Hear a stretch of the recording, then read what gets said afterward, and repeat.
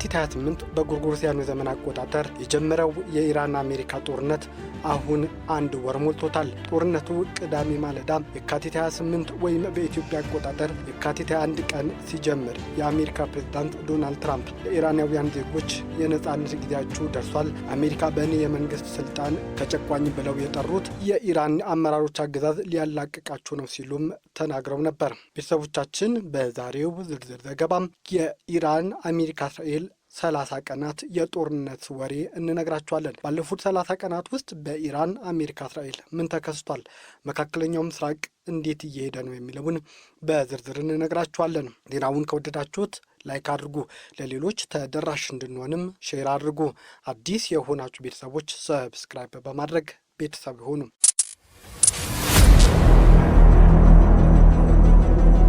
የኢራን አሜሪካ እስራኤል ጦርነት ጅማሮ ኢራናውያን ለሁለት እንዲከፈሉ አድርጓቸው ነበር። በስልጣን ላይ ያለው አገዛዝ ደጋፊዎች ጦርነቱ የተቃወሙ ሲሆን፣ ሌሎች ደግሞ ጦርነቱን በመደገፍ አሜሪካ አበጀሽ እሰየኛ ባለውለታ ብለዋት ነበር። ትራምፕ ከአንድ ወር በፊት የካቲት 28 ቅዳሜ ዕለት ጦርነት ሲጀመር ቢበዛ 5 ሳምንት አሊያ ደግሞ በአንድ ወር ጊዜ ውስጥ ጦርነቱን እንጨርሰዋለን፣ በአጭር ጊዜ ይቋጫል ሲሉም በልበ ሙሉነት ተናግረው የነበረ ሲሆን ኢራናውያንም እስከዚህ ቀን ድረስ ትዕግስት እንዲኖራቸው ሲሉም ጠይቀው ነበር። አሜሪካና እስራኤል የደህንነት ተቋሞቻቸውን በመጠቀም ጦርነቱን የካቲት 28 ሲጀምሩት የሀገሪቱ መንፈሳዊ መሪ አያቶላ አሊ ኻሜኒን ጨምሮ 40 የሚሆኑ የኢራን ከፍተኛ የጦር መኮንኖችን ጨምሮ በአንድ ቀን በአንድ ሰዓት ውስጥ ገድለዋቸዋል። እንደ ድንገት ጦርነት ሲጀመር የኢራን የደህንነት መስሪያ ቤት በእስራኤል ቁጥጥር ስር የነበረ ሲሆን በሀገሪቱ ምን እየተካሄደ እንደሆነ ምን አይነትስ ሁኔታ ጠላቶች እንደሚያሴሩ አንዳችም መረጃ እንዳልነበረው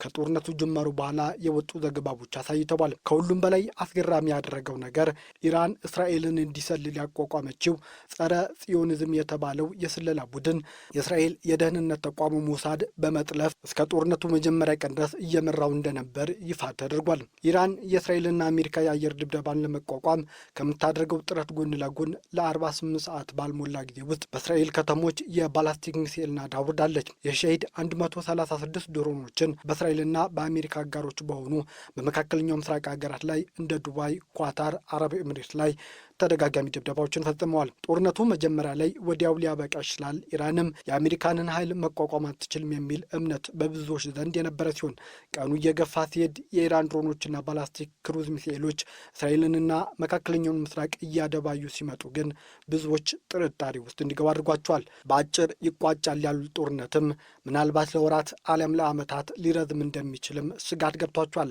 ላለፈው 4 ሳምንት ዓለምን እያነጋገረ ያለው አሜሪካና እስራኤል በኢራን የሴት ተማሪዎች ትምህርት ቤት ላይ የፈጸሙት የአየር ድብደባና የሞቱት ወደ 170 የሚሆኑ ህጻናት ሴት ተማሪዎች ጉዳይ ነው። አሜሪካ የሰብአዊ መብት ሁኔታ ይገደኛል፣ የህጻናት መብት ያሳስበኛል ስትል በተደጋጋሚ ስትናገርም ነበር። በአፍሪካም በተለያዩ ሀገራት ላይ ከሰብአዊ መብት ረገጣ ጋር በተያያዘ ማዕቀቦችን ጥላለች፣ ሲረ መንግስታትን ፈጽማለች፣ መሪዎችንም አባራለች፣ አሳስራለች፣ ከሳለች። ነገር ግን አሜሪካ ከእስራኤል ጋር በመሆን 1300 የሚሆኑ ንጹሐን የኢራን ዜጎችን የተገደሉበትን ጦርነት ህጻናትን ጨምሮ እየመራች ነው። ነጻነት ልሰጣችሁ ነው ያለችው አሜሪካ ቃሏን ከመጠበቅ ይልቅ የሞት ድግስ ለኢራናውያን ላለፉት 1 ወራት ስትሰጣቸውም ቆይታለች። የዚህ ጦርነት ትልቅ ስጋት ሆኖ ሲጠቀስ የነበረው የሆርሙዝ ወሽመጥ መዘጋት ነው። ኢራን ጦርነት ከተከፈተባት የዓለማችን 20 በመቶ የሚሆነው የነዳጅ ድፍድፍ ዘይት መተላለፊያ የሆነውን የሆርሙዝ ወሽመጥ እንደምትዘጋ አስጠንቅቃ የነበረ ሲሆን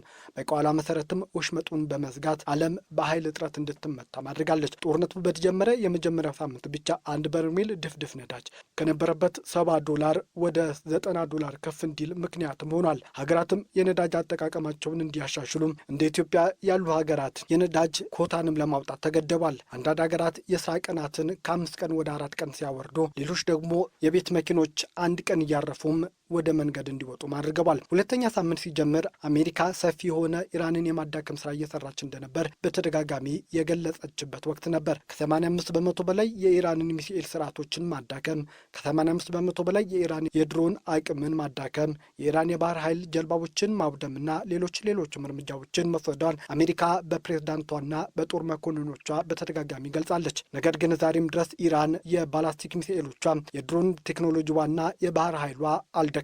እስራኤልም የተመረጡ ወታደራዊ መሰረተ ልማቶችን አውድም ያለው ያለች ሲሆን ኢራን ላይ ተጽዕኗቸው የገነኑ ሰዎች እየለየች በማደንም እየገደለች መሆኑን በተደጋጋሚ ተናግራለች። ኢራን በበኩሏ በእስራኤል ከተሞች ተደጋጋሚ ጥቃቶችን ያደረሰች ሲሆን በአሜሪካ ጦር ሰፈሮች፣ የመካከለኛው ምስራቅ የአሜሪካ አጋሮች ስታስጨንቅም በጦርነቱ መጀመሪያ አንድ ሳምንታትም ከርማለች። በሁለተኛው ሳምንት የአንድ በርሜል ድፍድፍ ነዳጅ ዘይት ከ$90 ወደ $100 ከፍ እንዲልም ሆኗል።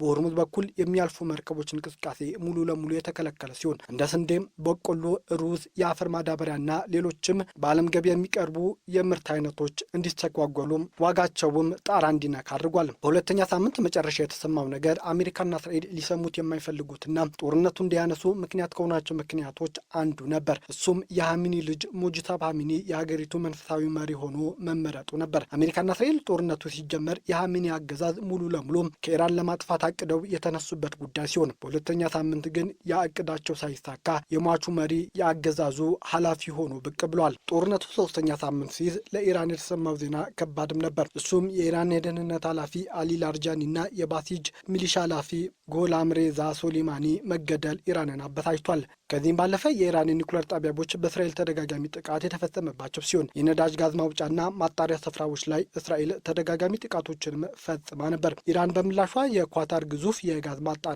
ከመምታትም ባለፈ በአቅራቢያው የሚገኙ የአረብ ሀገራት የነዳጅ ጋዝ ማውጫና ማጠራቀሚያ መሰረተ ልማቶች ላይ ጥቃት ፈጽማለች። በዚህ ምክንያት ሀገራት ለክፉ ቀን በማለት ካስቀመጡት የመጠባበቂያ ክምችት ላይ ለማውጣት የተገደዱ ሲሆን የአንድ በርሜል ድፍድፍ ነዳጅ ዋጋም በዚህ ሰዓት ከ$100 ወደ $120 ዋጋ ከፍ እንዲል ምክንያት ሆኗል። እስከ ሶስተኛ ሳምንት ድረስ በነበረው ጦርነት በኢራን ብቻ አሜሪካና እስራኤል 204 ህጻናትን ጨምሮ 1400 ንጹሃን ሰዎችን የገደሉ ሲሆን በሊባኖስ ደግሞ 1000 ሰዎችን በእስራኤል ጥቃት ተገድለዋል። በሶስተኛ ሳምንት የነበረው መነጋገሪያ ሀሳብ ትራምፕ ሰጥተውት የነበረው የ48 ሰዓት ቀነ ገደብ ነበር። በዚህ ሰዓት ውስጥ ኢራን የሆርሙዝ ወሽመጥን እንድትከፍት ያስጠነቀቁ ሲሆን ይህ ካልሆነ ግን የኢራን የኃይል መሰረተ ልማቶች በማውደም ሀገሪቱን ወደ ጨለማነት እመልሳታለሁ፣ ኢራን ጨለማ ይወርሳታል ሲሉም ትራምፕ ዝተው ነበር። ኢራን በበኩሏ እሷ ላይ በሚሰነዘረው ጥቃት ልክ የአሜሪካ አጋሮችና በመካከለኛው ምስራቅ የሚገኙ የአሜሪካውያን ባለሀብቶች የሚያስተዳድሯቸው ንብረቶችና ኩባንያዎች እንደምታወድም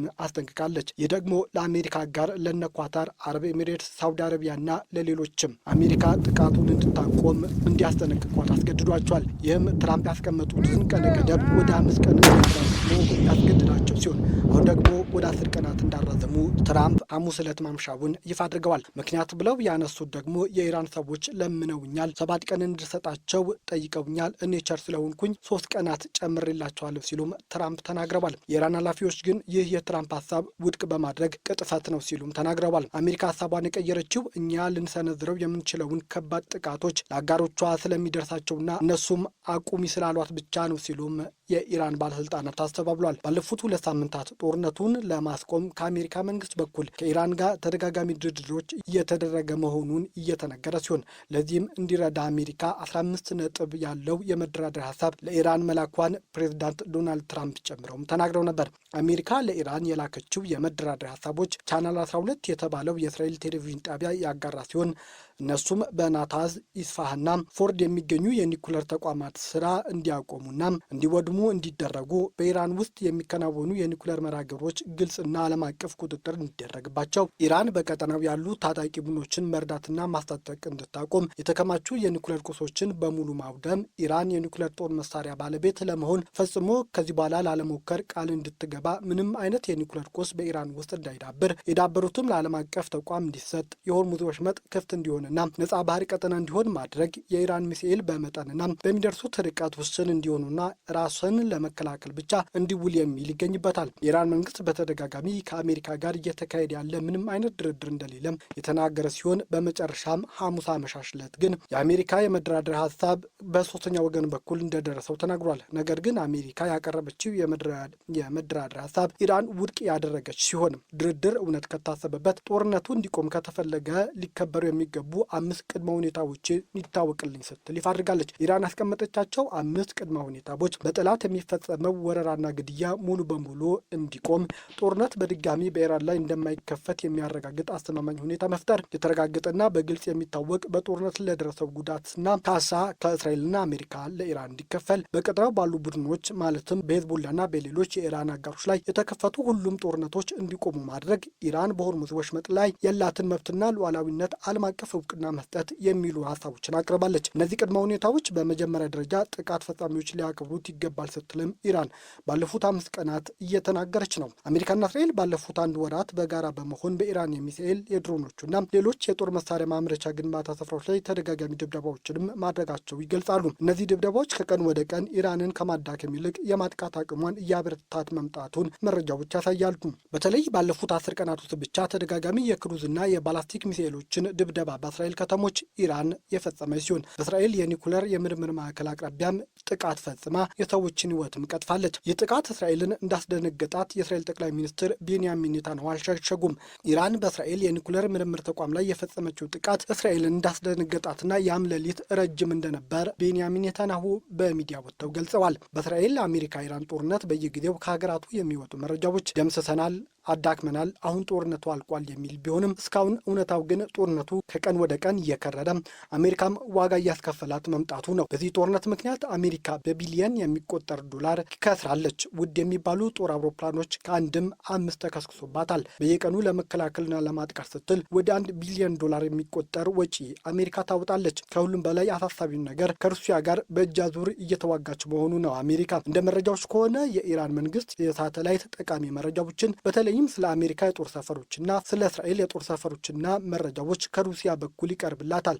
አሜሪካ ይህንን ክስ በተደጋጋሚ እያቀረበች ነው። በተለይም የአሜሪካና እስራኤል የአየር መቃወሚያ ርካሽ በሚባሉት የኢራን የጦር መሳሪያዎች መውደማቸው ሩሲያ የበለጠ እንድትከሰት አድርጓታል። ባለፉት 5 ቀናት ደግሞ የተለያዩ ቴክኖሎጂዎች ያላቸው ድሮኖች ኢራን ከወዳጇ ሩሲያ የቀረበላት መሆኑ እየተነገረ ነው። ይህም ለአሜሪካና እስራኤል የእግር እሳት ሆኖባቸዋል። ሩሲያ ከዩክሬን ጋር በነበራት ጦርነት አሜሪካ ተመሳሳይ ነገር በሩሲያ ላይ ስታደርግ የነበረ ሲሆን አሁን ደግሞ ሩሲያ ብድር በምድር እያለች ይመስላል። ባለፉት 1 ወራት ውስጥ በኢራን ውስጥ ከ3500 በላይ ሰዎች መገደላቸው የተነገረ ሲሆን 1455 ሰዎች ህጻናትን ጨምሮ ሰላማዊ ዜጎች ናቸው። ሊባኖስ በእስራኤል ጥቃት 1072 ሰዎች ሲገደሉባት ኢራቅ 81 ሰዎች ተገድለውባታል። በእስራኤል በሚሳኤል ጥቃት ከ20 በላይ ሰዎች ተገድለዋል። በሺዎች የሚቆጠሩ ደግሞ ቆስለዋል። አሜሪካ 13 ወታደሮች እንደሞቱባት የተነገረ ሲሆን ግዙፍ የጦር አውሮፕላኖችም ተከስክሰውባታል። አሁን የኢራን አሜሪካ እስራኤል ጦርነት አድማሱን እያሰፋ ሲሆን የየመኑ ታጣቂ ቡድን ሁቲ ጦርነቱን መግባቱን አስታውቋል። እስራኤል ከኢራን በተጨማሪ ከሁቲ